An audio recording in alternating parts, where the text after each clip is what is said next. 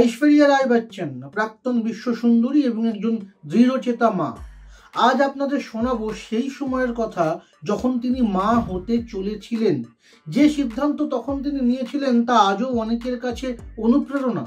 2011 সালে যখন আরাধ্যা জন্ম নেয় তখন প্রসব যন্ত্রণা ছিল প্রবল, কিন্তু আপনারা জানেন কি ঐশ্বরিয়া সেই সময় ব্যথানাশক কোনো ওষুধ নেননি। অমিতাভ বচ্চন নিজেই জানিয়েছিলেন যে দীর্ঘ 2 থেকে 3 ঘন্টা প্রাক্তন বিশ্বসুন্দরী এই প্রসব যন্ত্রণা সহ্য করেছিলেন। প্রসবের পর বচ্চন পরিবার একটি সাংবাদিক সম্মেলনও করেছিলেন। সেখানে অমিতাভ বলেন, ঐশ্বরিয়াকে সত্যি খুব কষ্ট পেতে হয়েছে, কিন্তু যেভাবে টানা 2-3 ঘন্টা ও যন্ত্রণা সহ্য করেছিল তা সত্যি প্রশংসনীয়। যন্ত্রণা সত্ত্বেও যে নর্মাল ডেলিভারির সিদ্ধান্তই নিয়েছিল এবং কোনো ব্যথানাশক ওষুধ বা অবসর ওষুধ নেননি, তার এই মানসিকতা সত্যি বাহবা পাওয়ার যোগ্য।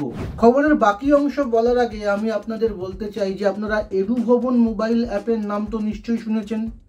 বাংলা মিডিয়ামের ক্লাস 7 থেকে 12-এর প্রচুর ছাত্রছাত্রী যাদের ক্লাসের সাবজেক্টগুলো বুঝতে এবং মনে রাখতে অসুবিধে হয়, তাদের জন্য সহজে টু দি পয়েন্ট করে প্রশ্ন উত্তর আকারে সমস্ত সাবজেক্টের একটি সম্ভার রয়েছে এই অ্যাপে। রয়েছে সহজভাবে ইংরেজি গ্রামার এবং স্পোকেন ইংলিশের ফর্মুলা। তাহলে আর দেরি কেন? গুগল প্লে স্টোর থেকে ডাউনলোড করে নাও এখনই।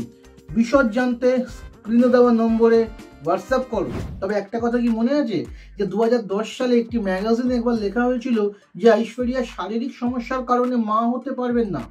এই ভিত্তিহীন প্রতিবেদনের বিরুদ্ধে তখন ক্ষোভে ফেটে পড়েছিলেন স্বয়ং অমিতাভ এবং ঐশ্বরিয়ার হয়ে সরব হয়েছিলেন। 2007 সালে অভিষেক বচ্চনের সঙ্গে বিয়ে হয় ঐশ্বরিয়া। গুরু ছবির সেটে তাদের প্রেম শুরু। ঢাই অক্ষর প্রেম, কে রাবণ সহ বেশ কিছু ছবিতে তাদের জুটি মনে রাখার মতো।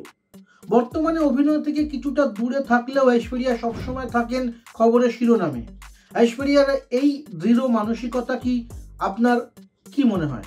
একজন মা হিসেবে তার এই সিদ্ধান্তকে আপনি কিভাবে দেখেন? নিচে কমেন্ট করে আপনার মতামত দিন। আর এরকমই অজানা সমস্ত খবর পেতে চ্যানেলটিকে সাবস্ক্রাইব করে আমাদের সঙ্গে থাকুন।